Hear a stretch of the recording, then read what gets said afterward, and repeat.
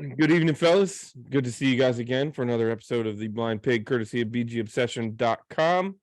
Feel free to come by. Anybody swing in and mix it up. We love to have you for a while. Quick intros. I don't know why my camera just turned off, but I'm assuming I still have audio, right? You've never looked better, Derek. Yeah. The top left is Paul. He hails as Canadian Hog. Bottom left is John. He hails as Boone. Bottom right is Mark. He hails as Ohm, and I am the flag, and you don't get to see me for the rest of the day. There I am. Anyways, back again. I'm Derek. You can find me under Silent Threat. Like I said, please feel free to jump on, mix it up, have some fun. Anyways, all right, well, I'm going to throw something out there that is hopefully going to spark the conversation that we're all going to get involved in, because it is a question I would love to have answered, and that is this.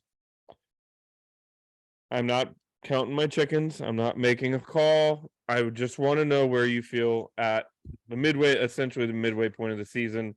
This is not a prediction for the next 2 months. Is this team a playoff team? Can this team be a legitimate playoff team? Okay. Now, I'm not saying we're going to make the playoffs. A lot has to happen. I'm not calling my shot. I'm just saying what we have seen over the course of the first 9 weeks of the season, 10 weeks of the season, is this team a playoff team? I mean, I'll take the bait. Yes is the answer. It is a team quite capable of making the playoffs. It's also a team quite capable of losing 3 games in a row that they shouldn't lose and not making the playoffs. But when we went into this, I think in our preseason podcast, and we all said, what do we think we've got this year and how's it going to go?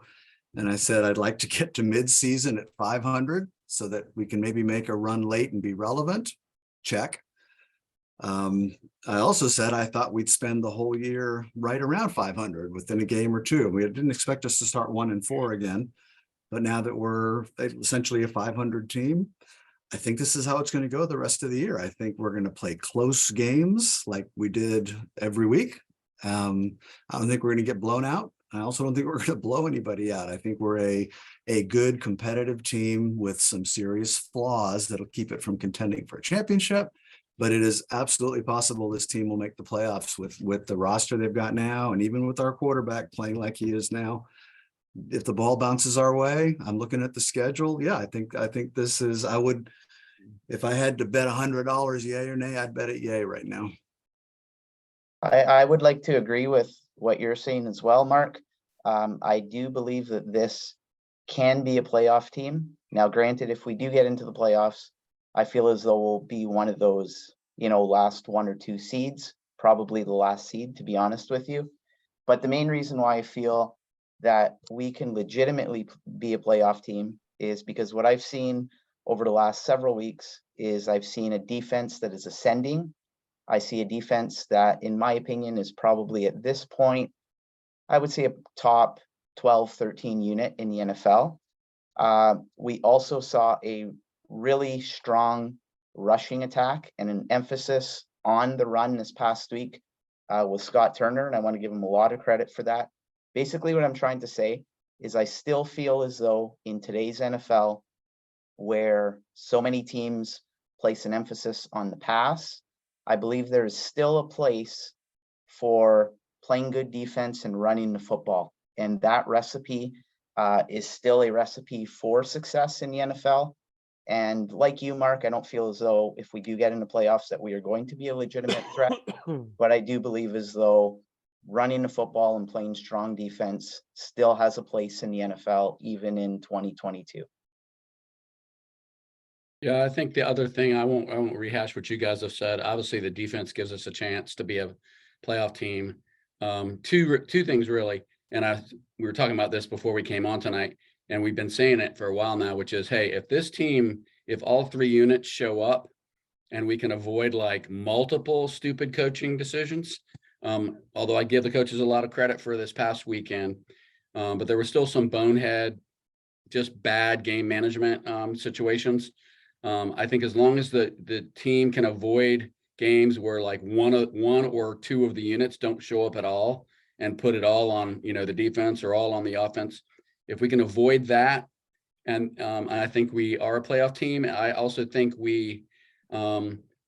one thing in our favor is these guys are not intimidated by anybody. I mean, I know the Packers aren't good this year, but they're still the Packers with Aaron Rodgers, right? And we paid no attention to that. We really should have beaten the Vikings. I think we outplayed the Vikings. We just didn't win the game on the scoreboard. And we didn't get a lot of good. We had some bad luck on the officiating side in that one. We might have pulled it out even on the last series there.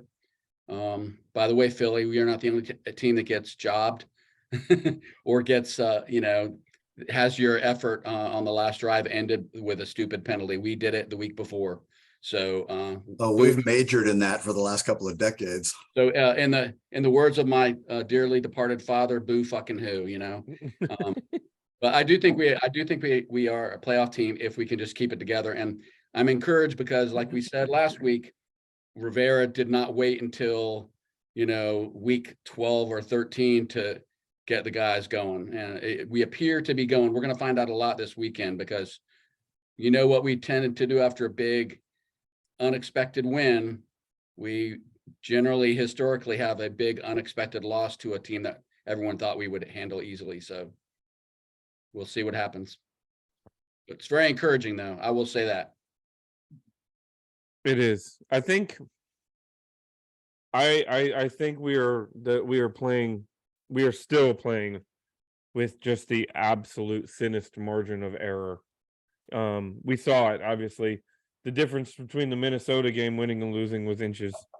The difference in reality, the difference between winning and losing Monday night was inches. If it's not for just an absolute hustle play by St. Just to force a fumble, we probably lose that game. And that's despite the fact that Philly had already turned the ball over 3 times. Or Brian Robinson leaning the ball and reaching it out across the goal line back. There were lots of plays like that. Yeah. Or if the ref had seen the face mask penalty that didn't get called, or a Heineke still Heineke. He did. He still had. But before we get too deep into that, I do think we are a playoff capable team. I think we just have a lot of work to do in other areas before we can start acting like we're a playoff contender. What I mean? What's kind of fun is we're about to start getting bodies back. We've leveled that off at 500, missing. If we had said going into this that we would not have had Cole Holcomb for 3 games in a row now, that Dotson would have been out, that our Logan Thomas would not have really been a factor all year. We're turning through offensive linemen. And by the way, Chase Young hasn't suited up and all that, and we're 5-5, just having beaten the Eagles on Monday night. We'd have taken that a few weeks ago. So maybe we'll start adding parts and can start building something. That's my hope for this year anyway. Well, and to be fair, and to Paul's point, a few weeks ago, to your point, we were calling for Del Rio's job, myself included. But I think we're seeing a different defense now. What clicked, I don't know. It's not ironic. Just defense either. We have like 5 or 6 or 7 or 8 players who seem to be like stepping it up even every week. Right. Some of them, like Robinson, you expect that, but because he's got shot twice. Right. But other guys, Davis, St. Just, Derek Forrest. I mean, De'Ami Brown at times. I mean, lots of guys that are stepping it up. So I think defensively we have a team that can be a playoff team. I think offensively there's still a lot left to be desired, and I don't think you can win in the playoffs expecting to hold the ball for 41 minutes. You know what I mean? Like, that's just not a recipe for victory. But yeah, and 26 points is an offensive explosion for this team. 26 is not going to get you far in the playoffs either. But both of those things got us far on Monday night as we beat the undefeated Eagles to bring ourselves to 5-5, which was awesome.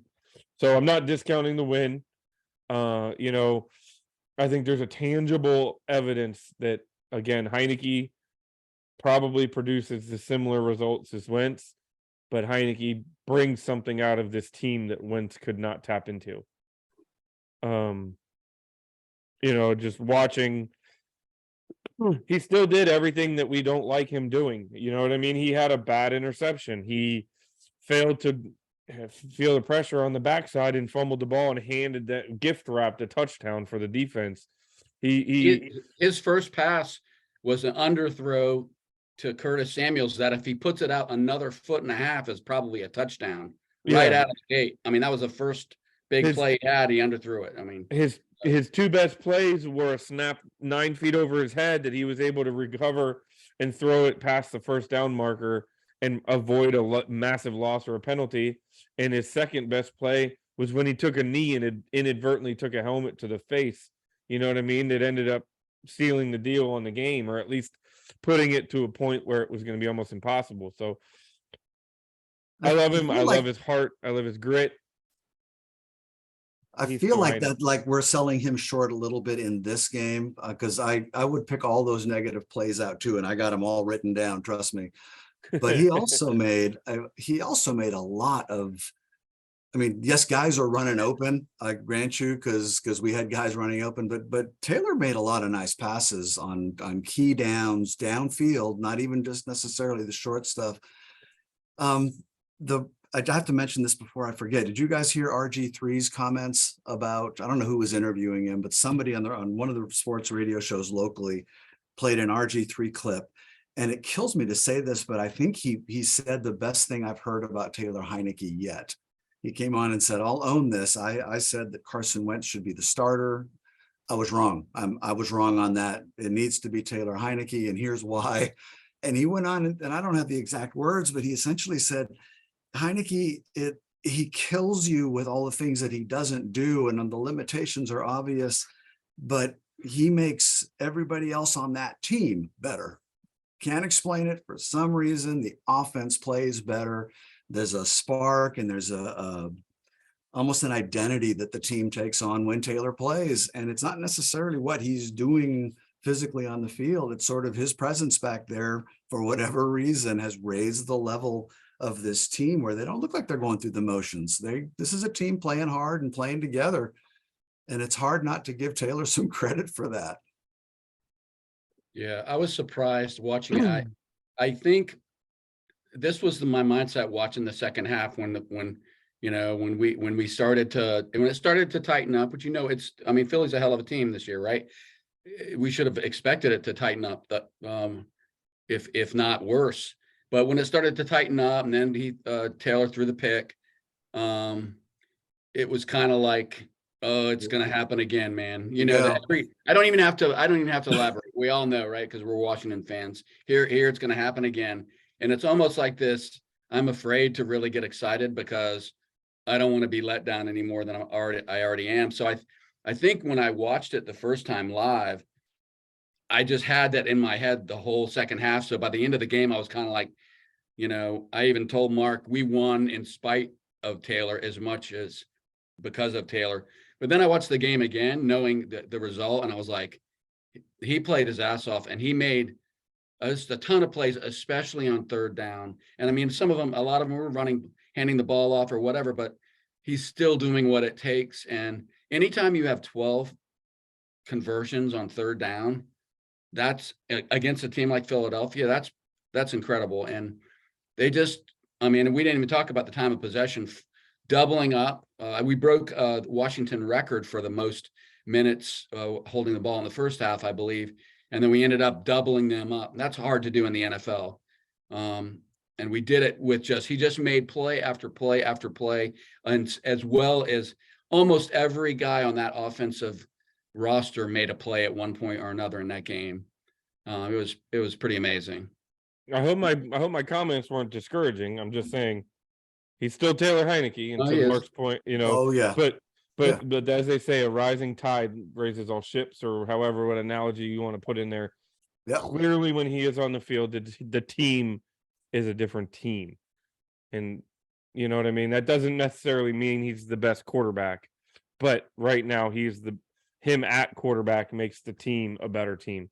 Sorry, Paul, I didn't mean to cut you off.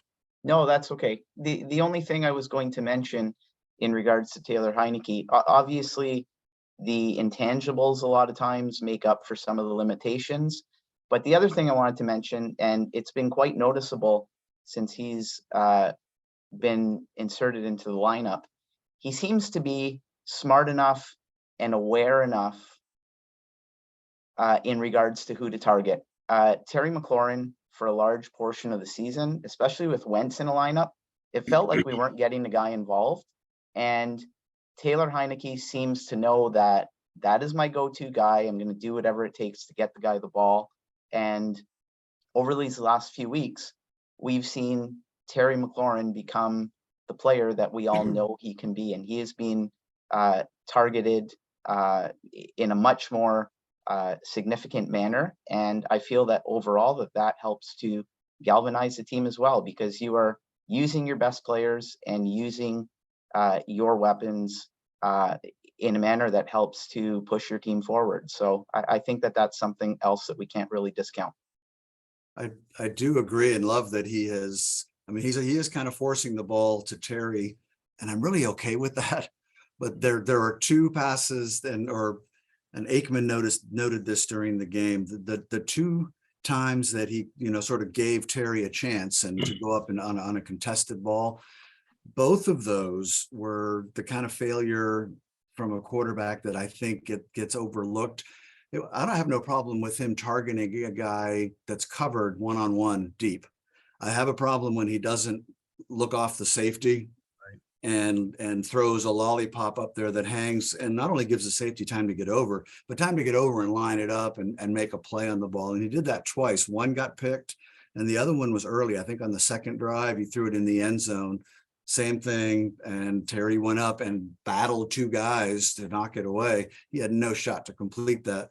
I think Taylor, if he looks off the safety, those might both be touchdown passes. And that's the kind of details that I think I'd like to have thought that a year and a half into his being a starter, he'd do that more often.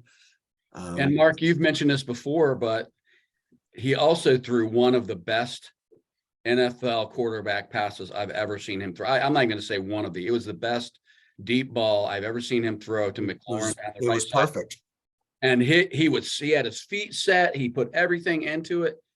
And he got it there on time. Yep. It's kind of like, it drives you crazy because it's like, why didn't you do that when he went down the left side, on the two balls that you talked about? So it's obvious that he can get the ball there on time pretty far down the field when he does everything right. So I hope we see more of that, the one that I called attention to, than the ones that you mentioned. Does it make you guys crazy that at least 5 or 6 times a game, he off his back foot floats one down 15, 20, 25 yards downfield, and you have no idea what's at the other end of it. And then all of a sudden there's De'Ami Brown making his one catch a game, and there's a guy running wide open. He's throwing to these spots.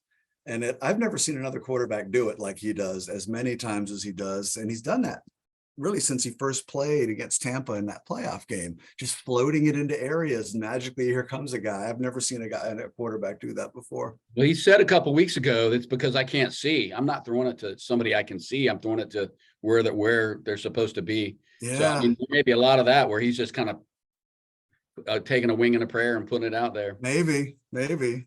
So we got to talk about the running game, you guys.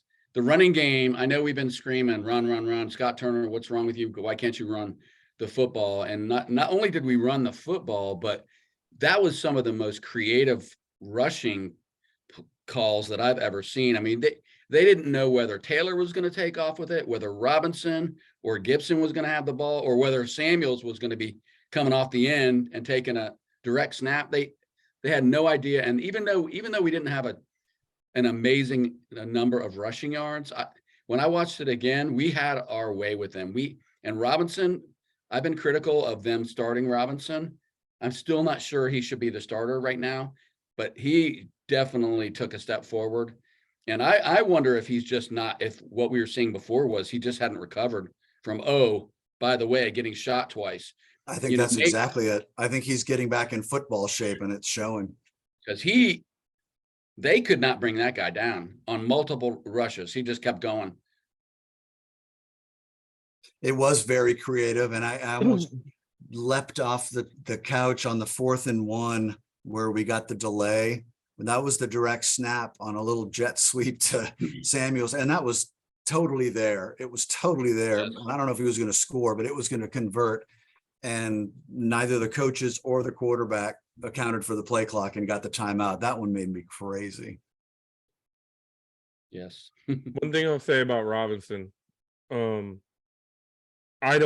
still don't think he's 100% yet.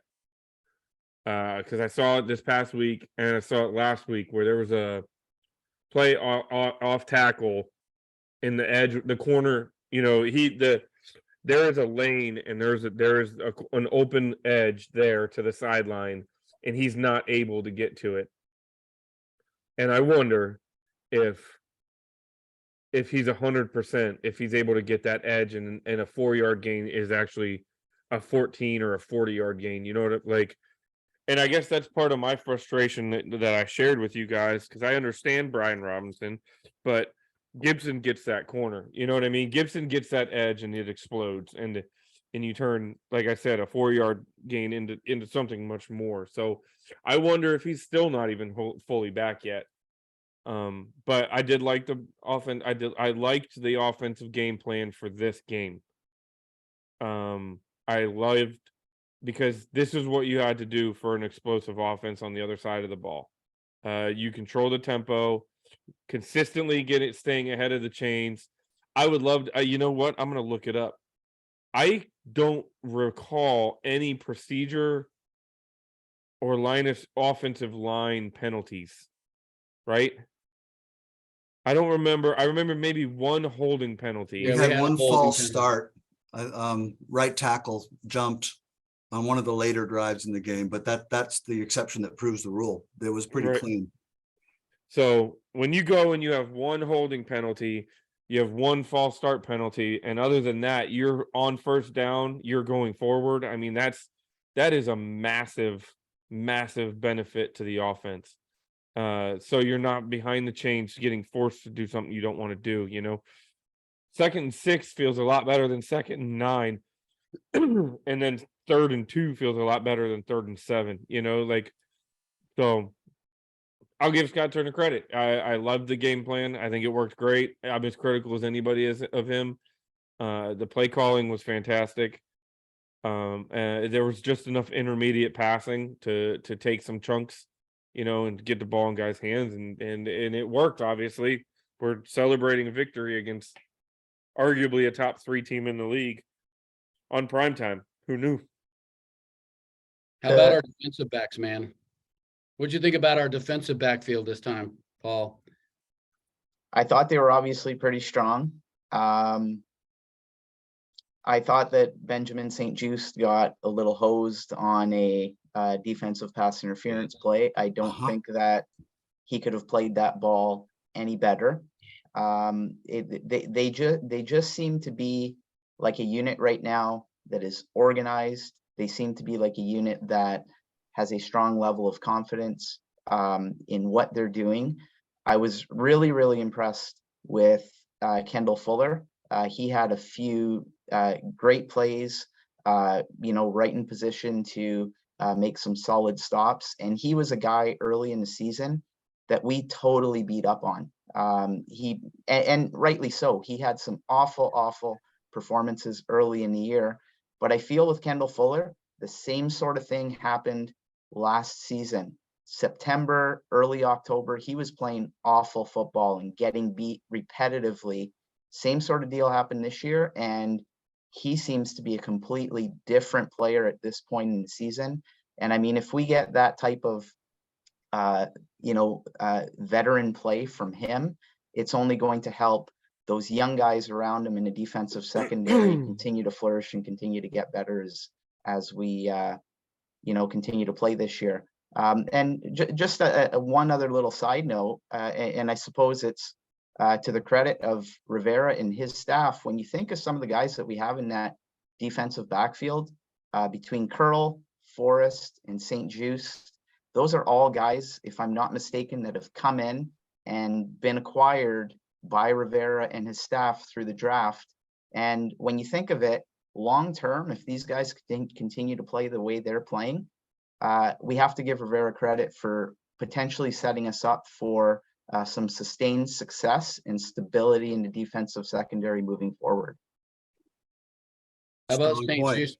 How about St. Just making that play? We get Hurts is getting rolling again. The Eagles, are closing. They hit a deep pass, kind of what we've seen numerous times, right? Who's covering that guy? Catches the ball, gets up, takes off, and here comes St. Just from behind, runs him down, forces a fumble. That could have been the game. That is just one of like 5 or 6 individual plays that could have swung the game one way or the other. That was amazing. And then Derek Forrest's interception, I didn't even call it an interception. It was like a failed interception. And then he just went through his hands. He just took it away from the receiver. I don't know, was it AJ Brown? I think it was AJ Brown.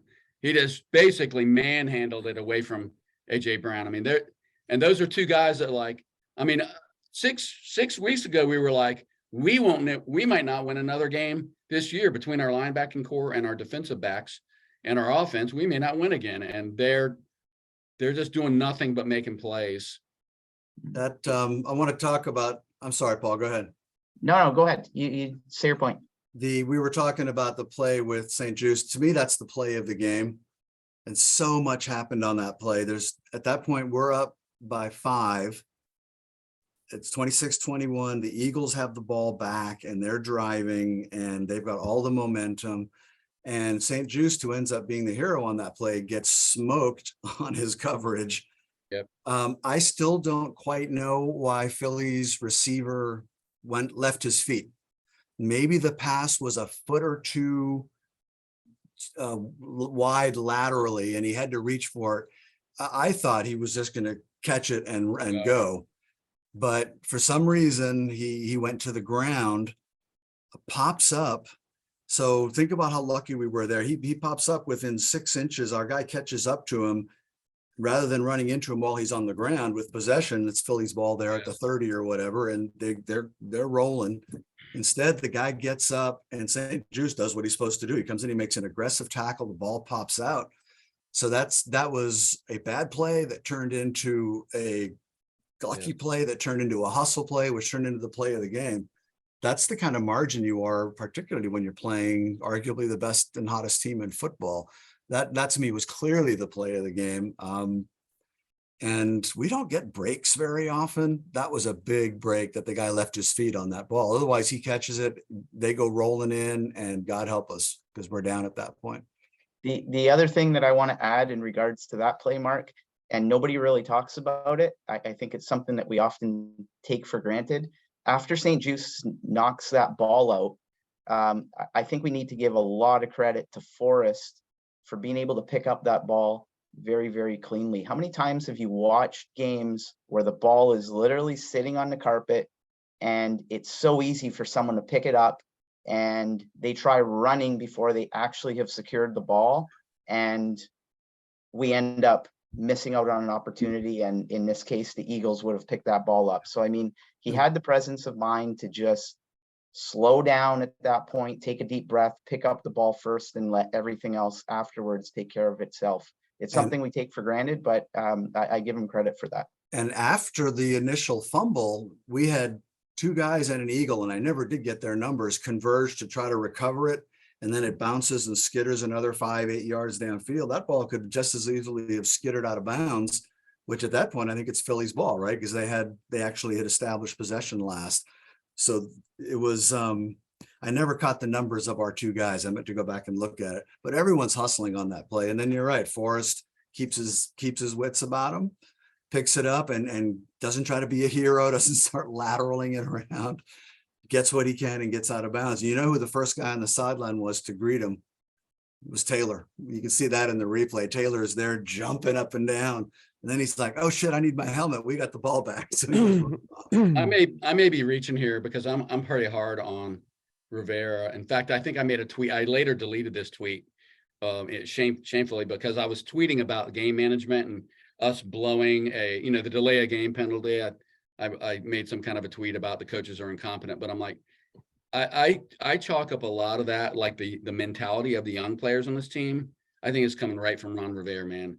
Ron Rivera is a big rah-rah guy in the locker room. I think he's a bit, I mean, he's like a Newt Rockney kind of coach, the way he talks to the players. And sometimes people can roll their eyes about that kind of stuff, but these are a lot. I mean, we have a very young roster still, and I think they're buying into what he's selling. It doesn't mean they can always carry it out, but those guys, the reason they were there to make that play is because they did not give up on the play. They didn't say, oh, you know, I mean, they just kept going. So I'm watching the play. Oh, dang it. It's Quez Watkins is the receiver. Yep. St. Juice hits him from behind. Then St. Juice and Fuller dive at it with Watkins. So that's who the two that you were talking about, Mark. Along with the Devontae Smith. And that's when it squirts out and Forrest is able to collect himself, pick the ball up, and then he runs it back about another 8-9 yard return. And look at Taylor mugging him on the sideline. How cool is it that Derek Forrest was supposed to be like a emergency stand-in when Curl got hurt, and now they're like, fuck that. We need them both on the field at all times. I mean, that kid has totally, I mean, he just made it impossible to put him on the bench the way he just makes play after play after play. And you know who we don't need to see out there? And somewhere down in Florida, my son Kyle is perking up because I'm about to bust on Bobby McCain. Yeah. Kyle's been telling me for weeks that Bobby McCain doesn't belong on the field, and I think he's right. Well, the two times I saw McCain on the field were when some wide open receiver for Philly catches the ball and a guy comes running up late and taps him down. That's the only two times I noticed Bobby the whole game. He's made a couple plays in the last couple weeks, but the whole defense has been making plays in the last couple weeks. One other thing I do want to point out is we fumbled our first possession and handed them a touchdown. That's what we do. But we came right back and answered it, which is amazing. That's right. That's my point is how many times have we watched that? I know all four people on this call were like, well, here we go. You know, like this is the way it's going to be. They're going to dominate our O-line. We're going to struggle. Hopefully we can keep it tight. I mean, and then to be able to, I'll give the team credit. Stay within your game plan. Stay within yourself. Not get too excited. You know, hostile environment. You've just given up a momentum explosion because you know Philly was just like, here we go. You know what I mean? And then to still execute the offense as well as they did. We handed them 7 points and they still only had the ball for 4.5 minutes in the entire first half. The scary thing is that they still scored like 14 points. Well, and we did it the whole first half, right? They scored early and everybody thought, here we go. And then we go on a 15 play, 75 yard, 7.5 minute touchdown drive where we just ran it down their throats. And you've got the Hall of Fame ex-Cowboy quarterback going, damn, that was pretty impressive what they just blew my mind, man, because Troy Aikman, I've never heard him salivate over any Washington team ever. And I always groan because it seems like every national game we ever play, Aikman is one of the announcers. And I always groan, not that he's not a smart guy, he is, but I just groan because he'll kind of pretend to be impartial, but then every chance he gets to take a dig, he'll take one. But he had nothing. I think he's in love with Taylor Heineke as well, because I've never heard him talk about anyone that glowingly as he did Heineke. Pretty cool. With the 5 possessions we had in the first half, the first one was the fumble, which, you know, it's kind of what we do. We always spot the other team a touchdown early before we even sort of start playing. But following that, our second drive was 15 plays, 75 yards, touchdown. The second one was 15 plays, 50 yards, ends up with the field goal. The third one is 17 plays, 86 yards, 7 minutes, touchdown. And then we close the half going 8 plays for another field goal by the way, future Hall of Fame Redskins, Commanders kicker Joey Sly. It was an amazing first half of offensive football. That's what we did against Tampa last year to win. And this is the first time I'd really seen that vibe sustained over a length of time. It didn't last into the second half, but that first half was nuts. How about Joey Sly? Danny, I didn't think he could kick it 58 yards. Oh, I thought he could kick it 58 yards. The problem is if he had it in the 30 yards between the goalposts when it got to the end zone. They was all the had a nice problem. draw on them, but they went through. Yeah. Hey, all the credit in the world. The guy earned. He's. I was That shocked. whole team was ready, man. I'm telling you. That's the best team win I've seen in, I would say, 3 or 4 years. It's up there, put it that way. It's up there. Oh, this I was- might be Rivera's. Between this one and beating Pittsburgh on Tuesday night, the COVID year, are probably Rivera's 2 best wins as a head coach here. And then you could throw the Tampa game in last year, but this Yeah, was I big. would This put that was right there. really Those big. 3 for me. I think these players as well likely knew the importance of this game to Ron Rivera, given what he went through this past week with his mother. mother and having a barrier and whatnot. You know, I think I've said it before, and I know many of us have said it before. He seems to be the type of coach for this particular locker room that 99% of those guys would run through a wall for, regardless of, you know, whether we're 1-8 or 5-5 or what have you. They got the guys back, and I think they just very simply wanted to do whatever it would take to essentially make him proud this week. So it's nice to see that the team, you know, is still buying into what he's selling, and that his voice is still being heard within that locker room. I also think there's an element, we talked a little bit about this the last time. I think if you remember the storyline like a week ago or a week and a half ago was all the distraction around the team, where the player's going to be able to focus. And I think, and I said last week that, you know, it can have the opposite effect, because I think Ron Rivera and I think Taylor Heineke has this mindset too. It's us against the world. I think he kind of uses that, and they used the hell out of it this past Sunday, because I don't think they ever had a doubt. I mean, we might have been shitting bricks in the fourth quarter, but I don't think the players were. I think they were like, we're winning this fucking game no matter what it takes. Yeah. Oh, and I wanted to try to make that distinction too on coaching. We complain about in-game coaching a lot, rightfully, which fans do. We think we know enough to see obvious things, and we can I'm sure we'll talk about some of those, like running it twice at the goal line when we had been running it down their throats and we had a chance to put the game away. But the stepping back, what I do want to give this coaching staff credit for in the 3 years they've been here is I have not seen a Washington team that looks more like a team and just prepared to play and professional in the way they handle their business and handle themselves off the field, on the field. I give all kinds of credit to Rivera for I mean, a team is a reflection of their head coach, right? And you can totally see that in the way they handle themselves. In-game coaching, I wish we were better at certain things, but I don't ever want to lose sight of how much he's done. Remember where we started 3 years ago and what the culture on field and in the locker room was on this team compared to what it is now is night and day. And Ron Rivera gets a lot of credit for that from me. Amen. And another thing we didn't start slow.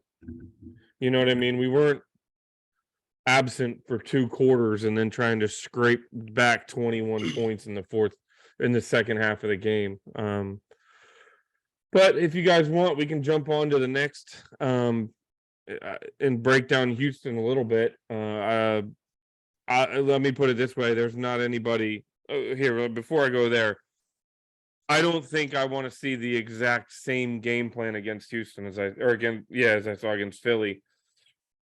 And this might be a little arrogant, but it's because I think that game plan against Houston keeps Houston in the game unnecessarily. Obviously, I want to see a run-centric, the power runs, stay ahead of the chains, but I also do want to see if we can be a little bit more aggressive against the defense. And that might happen in the run game because they have one of the worst rush defenses in the league. But I would like to see a little bit more explosion. I don't know that I need to live and die on 8-minute drives against a team like Houston. You know what I mean? Like a little tempo, a little bit of a step on their throat, and let's put them away as fast as we possibly can. If we get there, not calling my shot because any given Sunday, but We need, I agree with you, Derek. I'd like to see us be a bit more open and aggressive. On the other hand, we can't, if we keep settling for field goals instead of touchdowns when we're deep in the red zone, which we do week after week after week, maybe imagine how different this game looks if 2 of those field goals are touchdowns. We're not holding our breath and biting our fingernails at the end. And those are sort of within our grasp. We made mistakes that cost us touchdowns. I'd like to think against literally the worst, at least the worst record team. I don't know where their offense and defense rank, but there's no reason why our team going in the direction we are shouldn't be able to handle their team going the direction they are. But you're right. If we keep it close by being too conservative and don't get touchdowns, yeah, it's going to come down to the last possession again. So here are their rankings. Offense, overall, they're 29th. Defense, they're 30th overall. On the offense, they're 24th against the pass, 26th against the rush. Defense, they're 16th against the pass, 32nd versus the rush. So, I mean, it's one of those games where on paper, they should not be able to hang with us in any way. Despite our, areas that we're not top tier in the league in. But that's why I said, I think this is a real test. I almost think I thought it would be the Vikings that we would shock. And I said that in the pod before the Vikings games. I thought it was a trap game. I think the Eagles knew. I don't think it was a trap game with the Eagles. I think they knew it's a division game. I mean, they know we're gonna show up. I just think we kicked their ass physically. This game is gonna prove a lot because we saw the celebration, which, I mean, it was amazing. The celebration on the sidelines, in the locker room, on the plane, the Kirk Cousins thing. I LOL'd.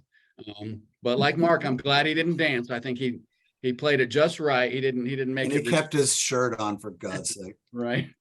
But I feel like this is almost a bigger truth teller game, the next 2 games. Yep. Than the games against the Vikings and the Eagles, because this is a game we should win convincingly. I think they don't have any. I mean, the thing that jumps out at you when you look at their roster is they've only got like a handful of guys that make plays. The only running back that does anything for them is Dameon Pierce. And then he's a beast. Don't get me wrong. He's a beast. Right. He is a beast, but they don't have anybody else really to speak of.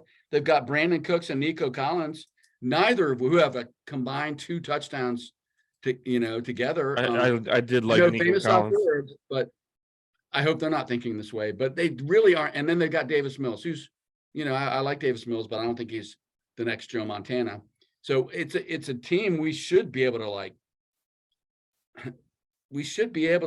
put a licking on them. And this is what for how many years we stub our toe in this game. Yeah. We rise up and beat teams when we're the underdogs and it's us against them. But when you go in there with some house money and you're favored and this is where we stumble. So I'm with you. I'm going to go into this with every bit of trepidation that I have for the last 25 years, because we've blown this game so many times. We almost did it 2 weeks ago against the Colts. Yeah. And then they get bigger after that, right? You win that one, it makes the next one bigger, not a week off. It makes smaller, it bigger. right? So Mark, you mentioned earlier about, we were talking about the fact that we don't score a lot of points. I saw a stat today that the average score that NFL teams are generating in 2022 is 21 points. So that just tells you, and if you look at Houston's games this year, they're not that far off of that.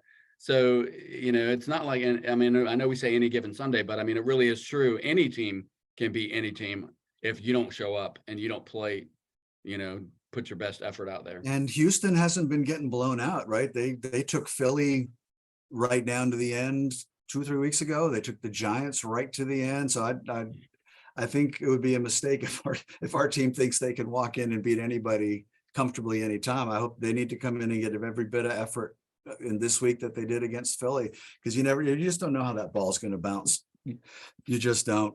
We got the bounces this week, and we might not get them next week. So we've got to have more room for error, more margin. Well, that was kind of my point with the offense is I don't want to hold us back. You know what I mean? Like if we have opportunities, I want to see us take advantage of them to the point where we don't have to play razor thin, you know, and I was agreeing with it, you know, or that was the point I was trying to make from the beginning is don't slow the game down against a team like this. This is where we need to, if you really want to believe who you are, you really want to believe you're a contender, you really want to believe you belong in the playoffs. This is a game that you go out and you bully ball them, you run your offense, you don't drag it on, you know what I mean, and you control the tempo of the game or control the tempo by being the better team, not controlling the tempo by trying to take the ball away, you know.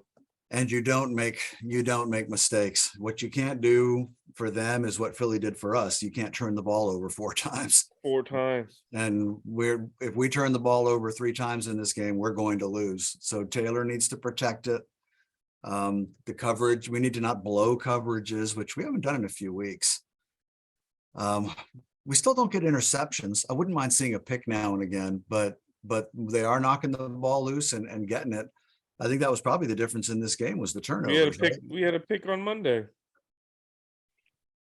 We did. We're not saying We we're should not have had getting a lot of them. And we should have had a pick last week when St. Juice got all about hosed. to me, it's all about the pressure, which is what you guys are saying, which is we need to pressure them on offense by not being ultra uber conservative, and we need to pressure. We ought to sack his ass 7 or 8 times. That would be success to me. He's pretty nifty. He moves around pretty good. He's not going to take off like Jalen didn't for some reason in this game, but yeah, Mills is, you know what I think he is? I think he's a really good backup in the NFL. Yeah. We've got one of those, but he's capable of making plays. If we're not containing and we're not getting after him, they're going to make it tough. They're going to make it tough. Fortunately, the world won't be watching this time, right? Only we'll be watching. This week as well, to me, is an opportunity to learn from experience. When I look back to the games that we've played so far this year, probably the one for me that was the most utterly disappointing was that Detroit game. And Detroit is very similar to Houston in the sense that our guys are probably thinking that, hey, this is a game we should win. But we walked into Detroit completely unprepared. We looked completely disorganized, and you need to draw on that experience this week and amend for some early season mistakes. So there should be absolutely no excuse for walking into Houston this week, being unprepared and letting the same thing that unfolded in Detroit unfold again. One of the big differences, and we talked about this on the board a little bit earlier this week, but this was by far for me the most complete performance by the offensive line in 2022. Not even close. And it wasn't just about getting 3 yards in a cloud of dust on the run. They actually gave Taylor and Heineke a pretty clean pocket for most of the game, and we did not get that against Detroit. If they play the way they did in what will be their 4th straight game with the same unit, if they protect Taylor and can generate a little bit of running room again, I think we'll be in pretty good shape, because I don't think Houston rushes the passer quite like Philadelphia does. Yeah, they've got Jerry Hughes, one of their leading sack guy is Jerry Hughes, who's a D lineman. He's got 8 sacks, and after him, it's pretty much a handful of, I think maybe one of their cornerbacks has the next highest, has a couple. But what do you guys think about? I was looking at their coaching staff online, and I'm like, who the hell's their DC? Well, obviously, after a while, I'm like, wait a minute, it's Lovie Smith. So, who's been a DC most of his life. But I wonder if that's such a great idea, like having your head coach also being the defense. I mean, it's not working out for him so far, but and they were pretty bad last year. Although I think, is this his first year as a head coach, or was he head coach in 2020? No, I think. Oh, you mean in Houston? Yeah, I think he was the DC in Houston, maybe the year before. I'm not sure. Um, Anyway, I just think that's an interesting, this will be the He first is- time this year we play a team where one of the coordinator positions is managed by the head coach. We're seeing less of No. that now, right? Of head coaches either calling plays, offense or defense. It seems to me that for a while that was, I mean, hell, Joe Gibbs did it. So clearly Yeah. it can be done, but Just seems like a lot in the modern NFL. it does. no, he was not. He was with Tampa Bay, or no, he hasn't had. He was the DC in 21. Yes, you're right. So these are the teams they've lost to this year. They tied the Colts. They lost to the Broncos, Bears, Chargers, Raiders, Titans, Eagles, and Giants. I don't know what that means, but Yeah. Well, they're 1-7. So who was it? They're- We are what the record They're says. we are. 1-7-1. Oh, Don't leave off that forgive me. .050 point in. they are 44% from the red zone. So I'm thinking they must not get there very often. That's what I'm thinking. Well, I Because think that's one of those weird stats. Like you said, they're 32nd in run defense, but they're 16th in pass defense. You know why? It's because they're always behind and nobody ever has to Yeah. throw it against them. You know what it like? So 31% on third down. Not yeah. great. Do we want to make predictions? So you know what we did not do tonight, gentlemen, was talk about the big picture. We've fallen into, are we selling or not selling? It's gotten very quiet again. Is anybody else even remotely anxious about that? No, because I figured it was going to get the fever pitch was so high last week. The only thing that's going to keep that momentum with him coming out and saying, "Here's the presser. We're scheduling a press conference with new owner." Like it was going to die down because it's going to take time. I don't think if we get to the the owners meetings in March, and we don't have something legitimate by then, that's when I'm going to start getting worried. You know, I'm on the bus that it's going to happen. We'll know before we're into 2023. We'll know who it is. That's just my personal opinion because I think they want them out. They don't want this shit hovering over the NFL anymore, and they don't want to answer any more questions about it. The owners and Roger Goodell, and I don't think the attorney. I think the attorney general thing probably going to get tossed on just not being kind of a reach in terms of the way they're approaching that case. So I don't think much is going to come of that. But did you guys see the Bezos interview where His wife? he was wearing a burgundy jacket or burgundy shirt? That's the first thing I noticed. And then they asked him, you know, what they asked him about the rumor, and then, you know, of course his wife chimed in about I like football. Yeah. I just got the feeling that there's no said question. it 3 times. There's no question he's going after it. The only question becomes is he going to get Snyder it? so vindictive that he's going to like go to the second highest bidder because he doesn't want Bezos to inherit the team. But what I think is yes, he will stall, but it's only to drive up the price. So he's going to make Jeff Bezos pay $1 billion more than he wants to for the team, but I don't think he'll ever turn down the highest bidder. I just can't imagine Dan Snyder doing that. And Mark, you mentioned the idea of how things died down and quieted down this past week. And as you were saying that, I was thinking to myself, how refreshing and nice was that? Like, what a welcome change just to be able to focus on a football team that is playing relatively well of late. It's a breath of fresh air. 10-4.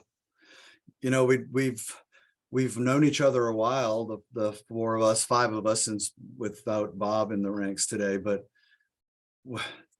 we've been in a place for so long that what we've asked for is to be relevant down the stretch in the season, right? Our expectations have been pretty tempered. I was talking to John, I think it was earlier today, about how it was hard catching ourselves being too excited about winning this game, despite how big a game it is. And I had to be honest with them. It's like, yeah, I mean, I'll get really excited when we win that game to clinch an NFC championship at 11 with 11 or 12 wins, or we've just beaten somebody in the wild card round and we're moving into the divisional round with some momentum and we're playing well. I mean, that's how I cut my teeth on Redskins football when they were that team. But that's not where we are right now. We are with the team that all of us knew coming into the season. Realistic expectations were we have a chance to be a playoff team, to contend for the playoffs and get into the tournament and maybe win a game or two. And we are right there. So qualifying it against, I know we're not winning the Super Bowl this year. I'm going to really make it a point to try to enjoy for the first time in a long time. And I think it has a lot to do with the fact that we are going to sell the team apparently. And we might be looking at a new dawn finally.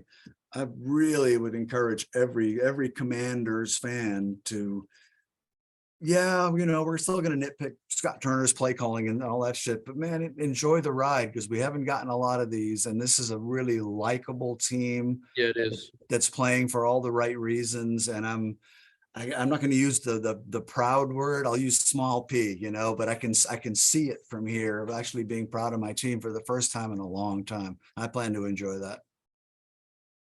I've said recently that I kind of hope a new owner comes in and just sweeps it all clean. And I do sort of hope that just for just my personal fan reasons, I want a fresh start across the board. But I will say this. I could change my mind on that. I think there's a lot of positives. I really like Ron Rivera a lot as a human being. And I think he was an absolute perfect hire. Like the rumor is that Joe Gibbs, basically force-fed Dan Snyder his name when he got fired in Carolina, and setting aside his coaching record and all the rest of that. I think he was absolutely the right guy at the right time. Based on all the shit that went down in Washington and all the cleanup that had to happen and resetting of expectations and what it means to be a decent organization. I think he's done a great job. So I may recant on that, those statements, depending on what happens. That's fair. I'm right with you. Well, I think to be completely objective, I think we've all been appreciative of what Ron Rivera has done to change the image of the football side of this team. The roster is better now than it was when he got here. The roster is probably better now than it's been for the last 20 years, outside of a fluky season here and there, I think we all like that we have now re-signed two of our superstars, and for the first time in how long can we say we have superstars? We have two guys that legitimately 31 other teams would have, and not only have, but they might be the top 2 or 3 best players on their roster. And they want to be here. It's not just about we Right. offer $1 zillion. They want to be here. Right. So that's a change. Now, the ironic thing is that both of those guys came in pre-Ron Rivera, but he was also not too naive to realize what he had in the talent, and to take it a step further, to have continued to build. Now, I wish he could get his first 2 rounds of picks as well as he gets his last 2 rounds of picks, because Jesus Christ, we find some gems, you know what I mean, in the 5th, 6th, and 7th round. But we start to really wonder what we're doing with those first 2 picks. But beyond that, yes, on the football side, we all have our criticisms, and to your point, rightfully so. I think a lot of the criticisms with some of the how the franchise has been handling things has been more on the operational side. I don't think it's been Rivera, the fumbling of the crest, like in the terrible Sean Taylor situation, and always trying, just seeming to get so close but just leave out some detail that just puts eggs on your face. But I will tell you this, the on-field production has not been, I think, where so you almost wonder, would Rivera consider like a general manager role? You know what I mean? Like, hang up the clipboard, no. Rivera. I What? don't think I want that. I Well, think I a mean- front office job, and I know people say Yeah, Doug Williams kind of a job. I'm like, what is? I don't think anyone knows what Doug Williams does. I don't He even makes think announcements of new team names. Yeah. Well, so yeah, a front office role, but like that. I mean, God, that's the kind of guy that you want there. That's the kind of guy that's going to be the epitome of what you want. And it's like, you know So- what? Yeah. Hand the clipboard to someone else and let it be somebody else's problem, Rivera. You know? Well, we said all along, like the way we want things to happen, right, is we want the owner to bring in like the most talented GM candidate in the world that we can find, and then get out of his way, right? Offer whatever assistance he needs. So that's really the next big conversation after the season, well, even before the season's over is, and I think I mentioned, I've tried to do some internet sleuthing on who's out there that would be like a transformational GM.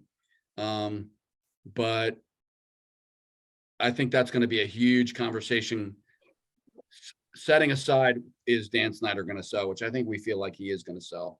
But once that's well in progress, that we have a lot to talk about on that front. I have a transformational name that could be out there. It would take a new owner to get him here, I think. Kyle Smith. I mean, the guy's familiar with it. He's familiar. Half of the roster's his picks. You know what I mean? Like, so it you could do be somebody wonder like that. if Oh, it could be Sean McVay. Maybe Sean McVay's tired of being a head coach. but something like that would be huge.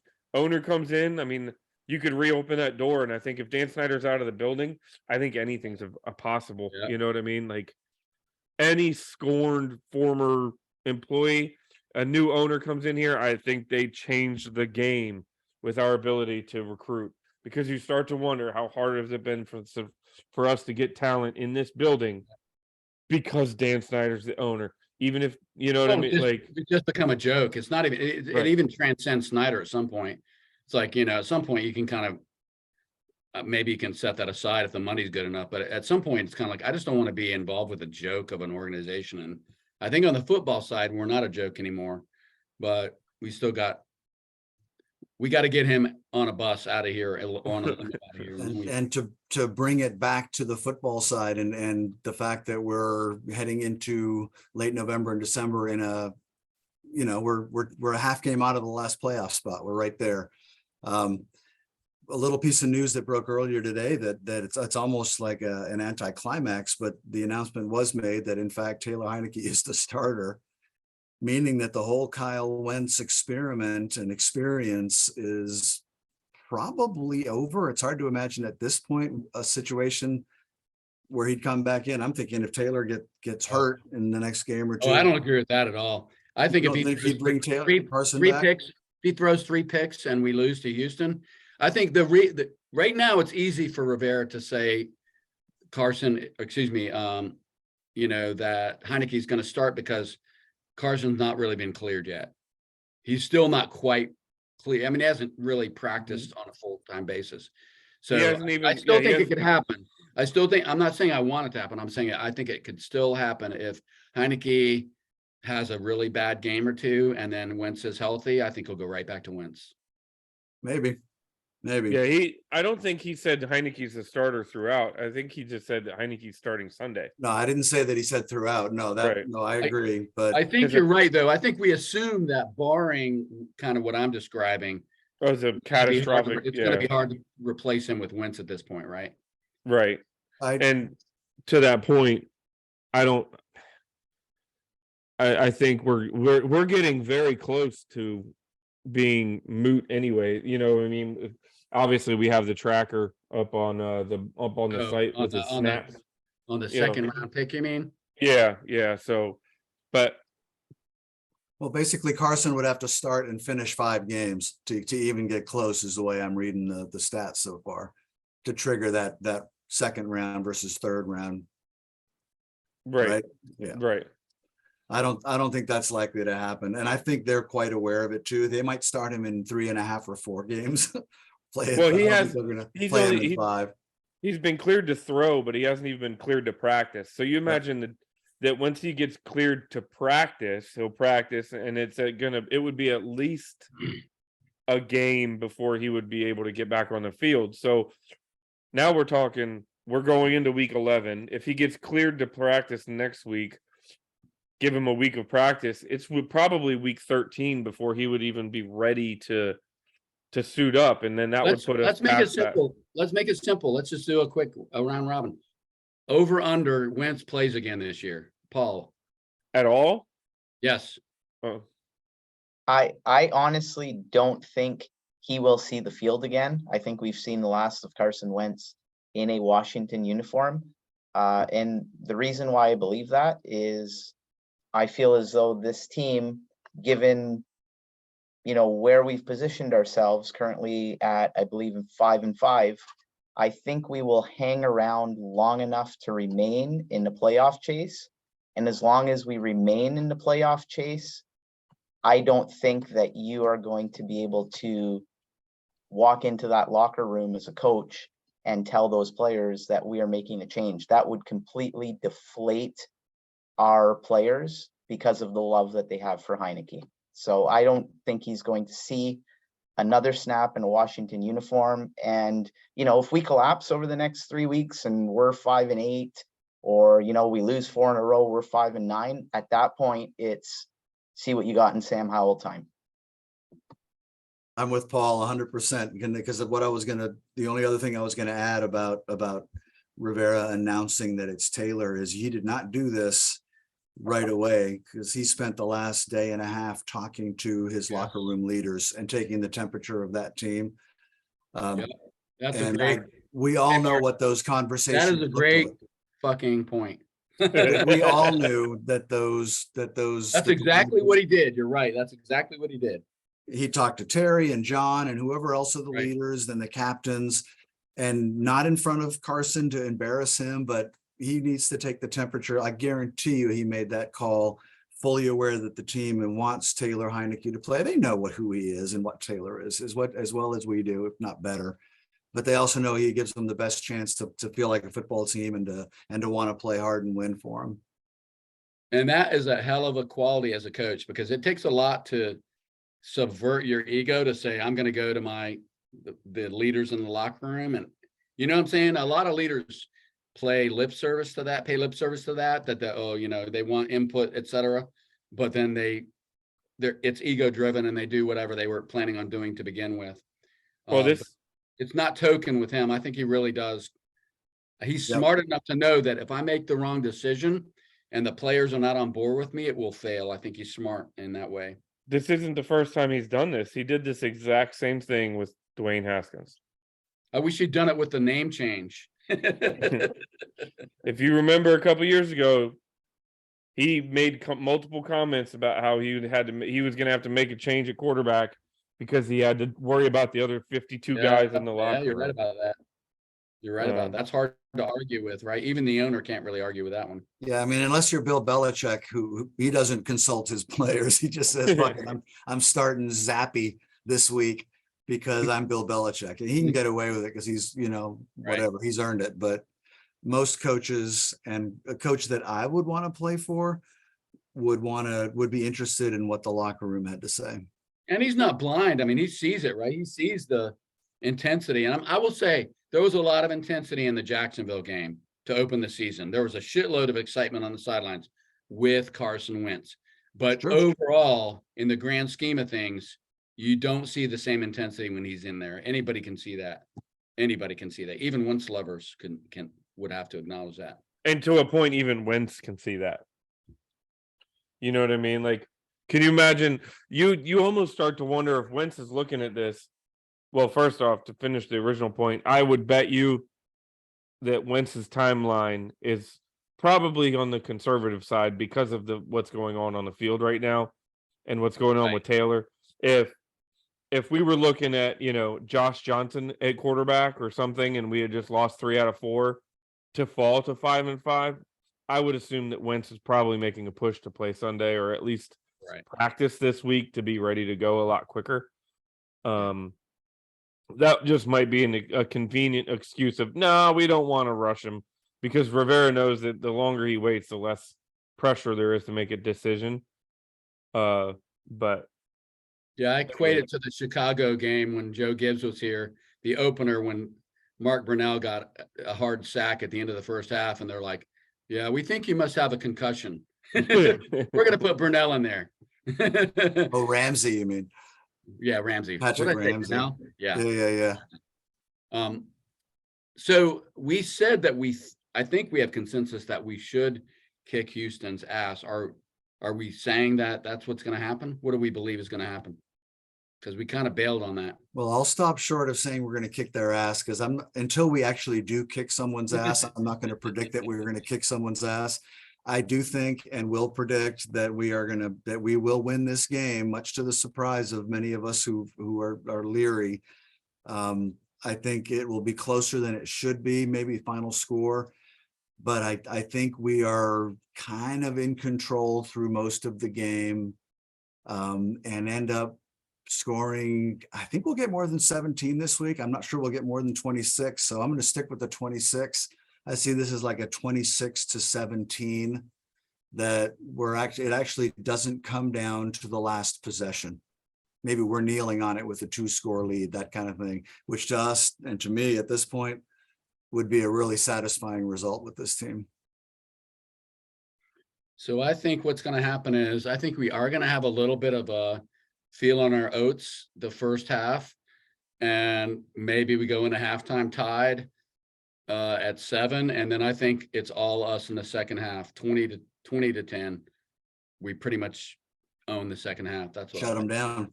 I like it. Low scoring game.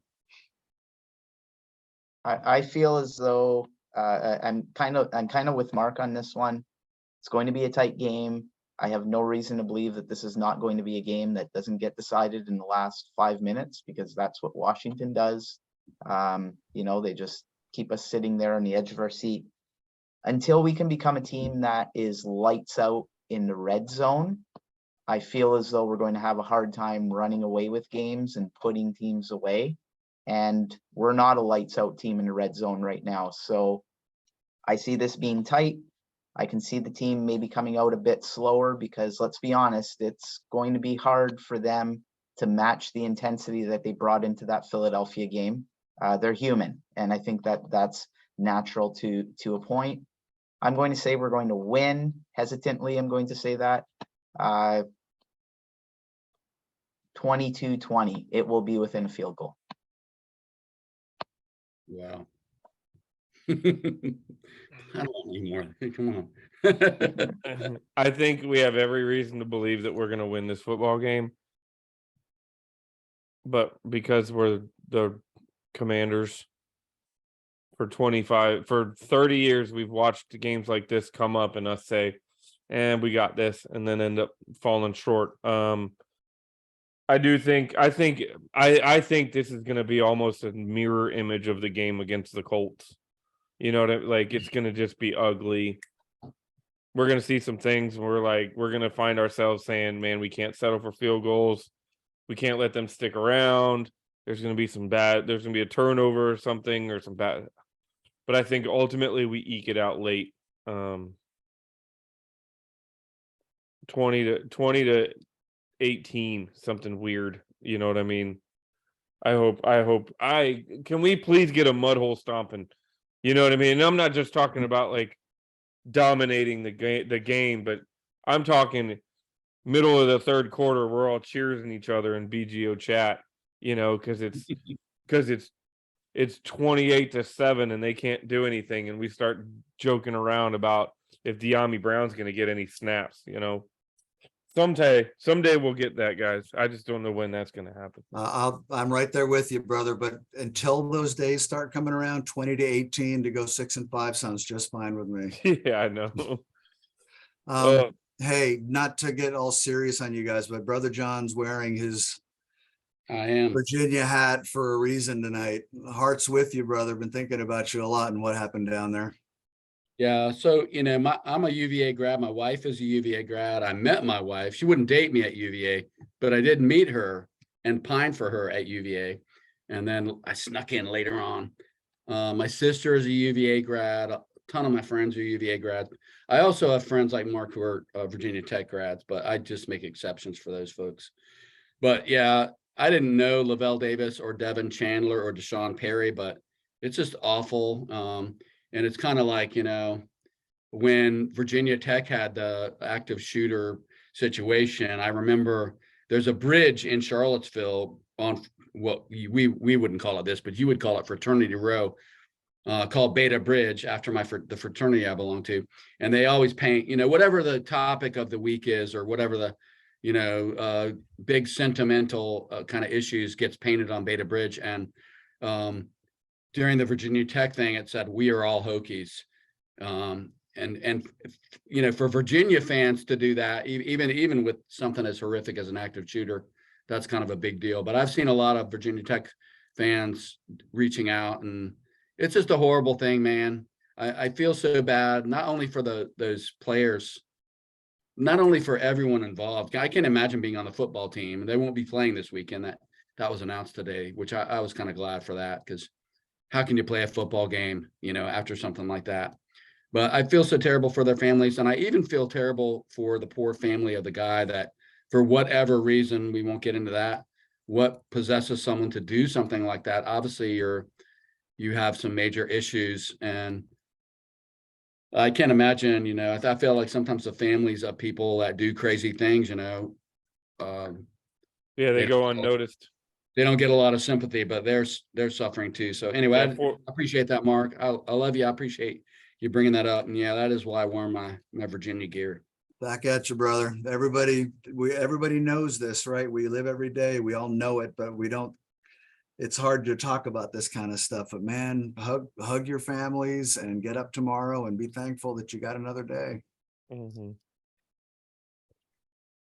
On that All right, happy boys. note. Well, yeah, on that note, I guess we'll catch up next week, and hopefully we'll be talking positive. Hey, does anyone have anything to say about soccer at all? Because Bob's not here, and I feel like, if we don't make some kind of a soccer reference, anyone been out on the pitch kicking one around? Or The World Cup starts in 4 days. We are doing a weekly World Cup pod. Oh, aren't we? that starts in 4 days. I thought that was a given. I'm up for that. Hey, I don't know anything about it, but hey, at least the United States is in the World Cup this time. We're in it, brother. We're in it. Bob has high hopes for the United States as well. We talked a little bit after the podcast last week, and he has high hopes that they can go on a little bit of a run. So Yeah, he's I heard more, that Canada has a World Cup team, but they play with an elk covered ball. Is that right? I don't know. Is I that think they soccer just thing in lost. I think they just lost one of their potential starters in a game, and some meaningless. Really? Anyway, yeah, it's coming. I'm less bullish on the U.S. team than Bob is. We might get out of our group, but I don't know. We'll see. All right, boys, it's been a pleasure. Rock and roll. Love you guys. Night, guys. Better.